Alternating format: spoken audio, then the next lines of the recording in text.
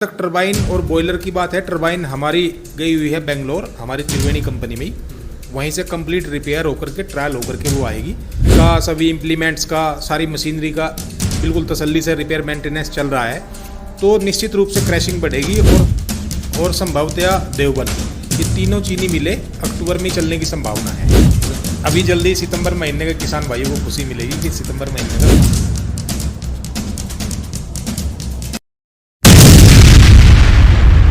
स्वागत है आपका दुनिया की आवाज़ पर। मैं राहुल चौहान। फिलहाल हम शामली शुगर मिल में मौजूद है। आगामी सत्र लगभग 2 महीने से कम का समय रह गया है। क्या तैयारियां अब की बार मिल की तरफ से हो रही है? बॉयलर में जो दिक्कत थी, टरबाइन में जो दिक्कत थी, पिछली बार जो किसानों को थोड़ी मुसीबत का सामना करना पड़ा था, उसको लेकर मिल अधिकारियों की क्या तैयारियां हैं और आने वाले समय में मिल में क्या क्या सुविधाएं किसानों के लिए रहेगी और कितनी क्रशिंग पर मिल चलेगा, उसको लेकर बातचीत करने के लिए हमारे साथ सतीश बालियान जी मौजूद है। नमस्कार जी। नमस्कार जी, कैसे हैं राहुल जी? बहुत बढ़िया जी। तो आगामी सत्र की लगभग 2 महीने से कम का समय रह गया है। क्या तैयारियां मिल अधिकारियों की तरफ से हो रही है और जो बॉयलर में दिक्कत थी, टरबाइन में दिक्कत थी, उसका प्रोसेस कहाँ तक अब तक पहुँचा है? देखिए, आगामी पेराई सत्र जो 2025-26 है, उसका शुभारंभ 27 अक्टूबर से लेकर के 1 नवंबर के बीच में हो जाएगा। उसके लिए तैयारियां चीनी मिल प्लांट में लगभग 70 से 75% काम कंप्लीट हो गया है और जो अंदर हमारे इंजीनियर है, वर्कर्स है, वो रात दिन उसको कंप्लीट करने में लगे हुए हैं। जहाँ तक टरबाइन और बॉयलर की बात है, टरबाइन हमारी गई हुई है बेंगलोर, हमारी त्रिवेणी कंपनी में ही। वहीं से कंप्लीट रिपेयर होकर के ट्रायल होकर के वो आएगी। तो आगे आने वाले टाइम में टरबाइन का तो कोई इशू नहीं रहेगा। जो बॉयलर है, बॉयलर का रिपेयर मेंटेनेंस चल रहा है और कैपेसिटी बढ़ाने की बात यह है कि जब तसल्ली से सभी इंस्ट्रूमेंट का, सभी इम्प्लीमेंट्स का, सारी मशीनरी का बिल्कुल तसल्ली से रिपेयर मेंटेनेंस चल रहा है, तो निश्चित रूप से क्रैशिंग बढ़ेगी और 60,000 प्लस पे का एवरेज पूरे सीजन का आएगा। औसत एवरेज जो रहेगा, औसत एवरेज 60,000 प्लस का आने की संभावना लग रही है। तो चीनी मिल हमारी तैयार हो जाएगी दिवाली से पहले, बिल्कुल एकदम रेडी हो जाएगी ट्रायल होकर के, और दिवाली के बाद चलाने का एकदम जो है तैयार रहेंगे। और जब भी आदेश आएगा 27 से 1 नवंबर के बीच में, 27 अक्टूबर से 1 नवंबर के बीच में मिल चल जाएगी। तो खतौली के साथ साथ इसका भी मतलब शुभारंभ दोनों का इकट्ठा होगा या खतौली का पहले कर दिया जाएगा? नहीं, खतौली और शामली और संभवतया देवबन, ये तीनों चीनी मिले अक्टूबर में चलने की संभावना है। कुछ सेंटर पिछले साल, उससे पिछले साल कटे थे, तो कितने सेंटर अब की बार वापस आए हैं? वो टोटल मिलाकर के पिछले 3 सालों में हमारे 29 सेंटर अदर चीनी मिल को डाइवर्ट हुए थे। उनमें से पिछली बार हमें 6 सेंटर मिल गए थे। अभी 23 सेंटर ऐसे हैं जो हमारे नियर बाई है, हमारे रिजर्व एरिया है, श्यामली चीनी मिल का रिजर्व एरिया है। गेट, कुछ सेंटर तो ऐसे है कि गेट में ही खुले, गेट एरिया में ही खोल दिए थे, वो नए भी सेंटर खुले थे कुछ। तो वो ऐसे मिलाकर के 23 सेंटर हैं जो हमारे बिल्कुल हमारे रिजर्व एरिया के गए हुए हैं। तो वे हाँ, वो लगभग मान के चलिए 15-16 लाख कुंटल गन्ना है वो। तो उस पर अपनी मतलब गंभीरता से हम अपनी मांग रखेंगे। गेट के लिए, गेट जो होता है टोकन का, उसके लिए कुछ अब की बार परिवर्तन क्या है? क्योंकि पिछली बार थोड़ा सा दिक्कत में आई थी, बुग्गी खास करके जो बुग्गी वाले हैं उनको समस्या आई थी। इस बार किसान भाइयों को टोकन में कोई प्रॉब्लम नहीं आने वाली है। पिछली बार शुरुआत थी और यहाँ पहली बार जब से मिल चली थी, टोकन व्यवस्था नहीं थी, तो किसान भाइयों को शुरुआती दौर में ऐसा लगा था कि शायद ये हमारे लिए एक बंधन होने जा रहा है।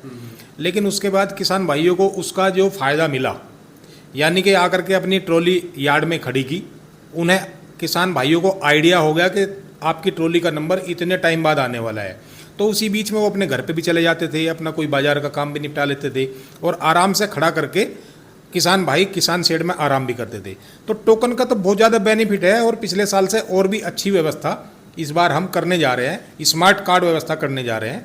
तो किसानों को कोई पर्ची नहीं मिलेगी, कुछ नहीं मिलेगा। ATM कार्ड जैसा एक कार्ड शुरुआत में टोकन बनेगा तब मिल जाएगा और मैनलेस पेमेंट होगा। अपने आप ही किसान भाई को टीयर पे लगाना है, उसको अपने आप ही जो है ग्रोस पे लगाना है और उसको पर्ची किसान को अपने हाथ में मिल जाएगी, प्रिंट हो जाएगी। तो जैसे पहले पर्ची का मैसेज जाता था, उसका कोई अब सिस्टम नहीं रहा, वो भी चलेगा और कार्ड भी चलेगा? कार्ड तो जो है वो डाटा डाटा कार्ड है, उसमें किसान की सारी डिटेल्स आ जाएगी। तो जो पिछली बार शिकायतें आई थी कि टोकन वाली छोटी पर्ची है और ये हमारी जेब से निकल जाती है, तो इस बार वो समस्या नहीं है। किसान भाइयों को कार्ड दिया जाएगा, एक स्मार्ट कार्ड उसको बोलते हैं, स्मार्ट पेमेंट सिस्टम हो जाएगा, मैनलेस होगा। यानी कि इस बार जो है ये मान के चलिए कि टोल क्लर्क की भी अंदर बैठने की जरूरत नहीं है। किसान अपने आप ही कार्ड रीडर पे लगाएगा, उसमें वजन उसका आ जाएगा और फिर ग्रोस पे उसका वजन आ जाएगा और पर्ची अपने आप निकल जाएगी। किसान अपनी पर्ची अपने आप उठाएंगे और ले जाएंगे। ये तकनीक अच्छी है वो। हाँ, ये अच्छी तकनीक है, तो किसान को कोई समस्या आने वाली नहीं है। इवन देन वहाँ जो टोकन केबिन में जाना पड़ता था किसान को, केबिन में नहीं जाएगा, किसान की ट्रॉली पे बैठे बैठे इस बार उसको कार्ड दिया जाएगा। ये भी बहुत अच्छा सिस्टम। क्योंकि पिछली बार कहते थे कि जी कोई बुजुर्ग आदमी आ रहा है, किसी के पैर में चोट लगी है, उतर के दोबारा से चढ़ने में दिक्कत आती है, तो वो समस्या संभवतः इस बार दूर हो जाएगी। ये बुग्गी वालों के लिए है या खास करके ट्रेली? ये सभी के लिए है, ट्रॉली हो चाहे बुग्गी हो, सब किसान भाइयों के लिए एक जैसी व्यवस्था होगी। अच्छा, एक हमने सुना था भाई बुग्गी का और ट्रैक्टर का भी कॉम्बिनेशन बना दिया गया है तोल का, उसमें कितना क्या सिस्टम है वो थोड़ा बताओ, हमने सुनने में आया है थोड़ा। अभी उस पर पूरी तरह से कहा नहीं जा सकता कि लागू होगा नहीं होगा। उससे एक संभावना लग रही है कि काफ़ी किसानों की मांग उसके लिए छोटी ट्रॉली का जो हम मोड करने जा रहे थे 27 कुंटल वाला, तो उसमें ज़्यादातर किसान ये चाह रहे हैं कि हमें बुग्गी की तरह अलग लाइन दी जाए, लेकिन वो संभव नहीं है क्योंकि वो तो एक ट्रैक्टर ट्रॉली का छोटा मोड है, ना कि वो बुग्गी का मोड है। तो उसमें 30-35 कुंटल गन्ना आने की संभावना है, तो उस पर अभी मतलब गंभीरता से विचार नहीं किया जा रहा है क्योंकि उनकी संख्या अगर ज़्यादा बढ़ेगी तो हमेशा मार्केट में ट्रॉली रहा करेगी।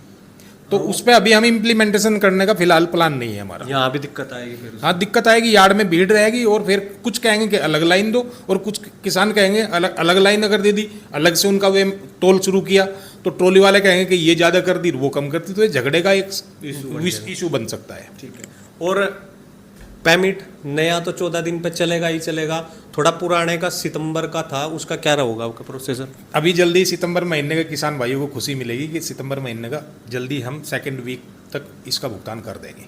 2nd वीक तक? 2nd वीक तक पेमेंट हम सितंबर महीने में कर देंगे।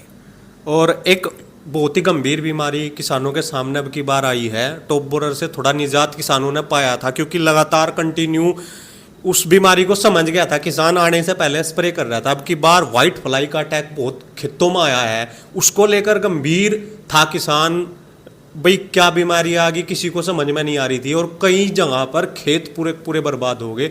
उसके लिए कुछ मिल अधिकारियों ने डॉक्टर से बात करके कुछ उसके लिए निकाला है समाधान? हाँ, आपका कहना बिल्कुल सही है कि जो सफ़ेद मक्खी है, व्हाइट फ्लाई, काफ़ी खेतों में आई वो, और कुछ खेत तो बुरी तरह से पीले कर दिए, उसका इन्फेस्टेशन बहुत ज़्यादा था। ये अगस्त के फर्स्ट वीक में इसका इन्फेस्टेशन बढ़ा। उसका एक कारण था कि अगस्त महीने में एक लंबा ड्यूरेशन ऐसा रहा कि जिसमें बारिश नहीं हुई, नीचे तो नमी थी और ऊपर सूखा था, तो इसके बढ़ने की संभावनाएं इसी वजह से होती है। सफ़ेद मक्खी तभी बढ़ती है जब सूखा होने लगता है। खैर, बड़ी तेज़ी से हमारा विभाग ने, किसान भाइयों ने बड़ी मेहनत की, हमने साइंटिस्टों का भी विजिट किया। इसमें विभाग का केन कमिश्नर मैडम और जो प्रमुख सचिव मैडम है, उन्होंने रात दिन इस पर मीटिंग करके इतना एम्फेसाइज किया है कि किसान भाइयों को खेत खेत पर जाकर के ये बताया गया, घर पे जाकर के ये बताया गया कि इसका ये स्प्रे करना है और स्प्रे हर हाल में करें। सभी किसान भाइयों ने स्प्रे करा। अब आज हम 1 सितंबर में बैठे हुए हैं, तो वो काफ़ी हद तक रिवाइव हो गया है। कुछ ही खेत ऐसे हैं जो पीले हैं, लेकिन अब उसकी जो इन्फेस्टेशन का जो डैमेज करने का जो वो था, अब काफ़ी कम हो चुका है वो। उसका समाधान क्या है? उसका समाधान हमने मतलब बहुत सारे वाया मीडिया बताया, चाहे आपके यूट्यूब के माध्यम से बताया हो, चाहे हमने SMS व्हाट्सएप के द्वारा बताया हो। उसका सिंपल एक ट्रीटमेंट है इमिडाक्लोपिड 1 ml 1 लीटर पानी में, और दूसरी दवाई है थायोमिथोक्सोम 25 WG, वो भी 1 से 1.5 ग्राम प्रति लीटर पानी में घोल बना करके, और 2 किलो के आसपास यूरिया मिलाना है, और 70-80 ml सरप मिला करके तभी उसका स्प्रे करें। उससे कंट्रोल काफ़ी हद तक कंट्रोल हो गया, और अब मतलब कोई घबराने की जरूरत नहीं है किसान भाइयों को। अब ये सफ़ेद मक्खी का जाने का समय आ गया। अच्छा, कई बार क्या होता है किसान यूरिया का स्प्रे करने की कोशिश करता है, करता भी है, उसमें वो मात्रा अधिक ले लेता है, उससे भी खेत बर्बाद होते हैं। DAP को घोल के भी करने का स्प्रे करना है, उसके लिए आपका क्या सुझाव है? नहीं, देखिए, किसान भाइयों से मेरी यही अपील है कि जो भी साइंटिस्ट ने अपनी एडवाइजरी जारी की है, साइंटिस्ट की एडवाइजरी हम टाइम टू टाइम जारी करते रहते हैं। इस साल इस सीजन में जब से गन्ने की बुआई हुई, हमारे साइंटिस्ट ने 14 एडवाइजरी जारी कर दी। 14 एडवाइजरी का हमने पंपलेट के माध्यम से कलर्ड फोटो बना करके सारा वो हमने किसान भाइयों को भेजा। बस उसमें यही है कि कुछ दुकानदार उनको बरगला देते हैं और अननेसेसरी की दवाइयाँ किसान भाइयों को दे देते हैं, जिससे उनका खर्चा भी बढ़ता है और उस दवाई का असर कम हो जाता है। तो साइंटिस्ट जो बताते हैं वो कॉम्बिनेशन बताते हैं ताकि उसका असर ज़्यादा हो। यूरिया मिलाने का उस जो कीड़ा है उस पर उसका कोई असर नहीं होगा। सिर्फ 2 किलो यूरिया 1 एकड़ में इसलिए दिया जा रहा है ताकि फसल को थोड़ा न्यूट्रिएंट मिल जाए और वो ग्रीन हो जाए दोबारा से। अदरवाइज तो कीड़े का कंट्रोल करने में यूरिया का कोई रोल नहीं है। 118 वैरायटी अब की बार किसानों ने खूब मात्रा में लगाई है, उसमें फुटाव की समस्या काफ़ी देखने ने मिल रही। फुटाव उस प्रकार का नहीं है जिक्र 0238 में था, तो उसके लिए कुछ क्या सिस्टम रहेगा? और कुछ नई गन्ना वैरायटी इससे अलग किसानों ने बोई है, उसका भी थोड़े बताओ। देखिए, किसान भाइयों ने पिछली बार हमारे 11% 118 वैरायटी थी, इस बार वो बढ़ करके 20% से ज़्यादा हो गई है, लगभग 24% है। तो ऐसा नहीं है सभी खेतों में जर्मिनेशन या टिलरिंग कम है। बहुत सारे खेत किसान ये कहते हैं कि हमारा तो 238 से भी अच्छा खड़ा है। सिर्फ ये है कि थोड़ा केयर करने की जरूरत है और इसके जमाव जितना ज़्यादा से ज़्यादा 118 का किसान भाई कर लेंगे, उसको इतनी ज़्यादा पैदावार मिलेगी। इसके जमाव पे विशेष ध्यान रखने की जरूरत है। थोड़ा बीज बढ़ा करके लगा दें तो इसमें कोई समस्या नहीं है। बीज की मात्रा बढ़ा, बीज की मात्रा थोड़ी बढ़ा करके लगा। इसमें 2 वैरायटी हमारे एरिया में देखने ने मिल रही 0118 में। एक में कांटी है और थोड़ा ऊपर से उसका बैंगनी सा कलर है, और एक सफेद कलर में है, उसमें कांटी नहीं है। तो इनमें से ओरिजिनल कौन सी है? अच्छा, ओरिजिनल जिसमें कांटी है वही 118 है। जो ओरिजिनल है, जो कांटी वाला जो 118 कांटी वाला ही है ओरिजिनल। हाँ, अगर जिसमें कांटी नहीं है तो वो 118 नहीं है, वो कोई और भ्रम पैदा करने वाली दूसरी वैरायटी है। लेकिन जो गोले का स्ट्रक्चर देखा जाए तो दोनों का सेम सा है, लेकिन जो तना है उसका बैंगनी कलर का है और जो दूसरे वाला है बिना कांटी वाला उसका सफेद कलर का। मैं खोल के ही बता देता हूँ कि जिसमें कांटी नहीं है वो 50-11 वैरायटी है। जिसमें कांटी नहीं है वो 50-11 है, लेकिन उसकी शकल सूरत 118 से मिलती जुलती है। तो कुछ किसान भाई उसको 118 बोलते हैं, लेकिन वो 118 नहीं है। जिसमें कांटी है वही 118। समस्या जो आपने बताई, जो दूसरी वैरायटी बताई 118 से अलग, उसी में ही देखने न मिल रही है। हाँ, तो वो 50-11 वैरायटी है और वो मतलब एक डुप्लीकेट 118 उसको बोल सकते हैं। तो वो सामान्य वैरायटी है, तो वो नहीं लगानी चाहिए। अच्छा, कुछ नए बीज भी किसानों ने अब की बार बोए हैं। जैसा 95 बीज है, PB 95 जो पंजाब की वैरायटी है, 96 है। तो इस पर क्या कहोगे, ये बोने चाहिए या ना बोने चाहिए किसानों के लिए? कोई मतलब मैसेज? देखिए, अनवांटेड वैरायटी, रेस्ट्रिक्टेड वैरायटी, प्रतिबंधित वैरायटी कोई भी किसान को लगानी नहीं चाहिए। उससे क्या होता है कि ठीक है आपने लगा तो लिया, जब हम कहेंगे इसको ना लगाओ तो किसान कहेगा ठीक है हम आपको इसको नहीं देंगे।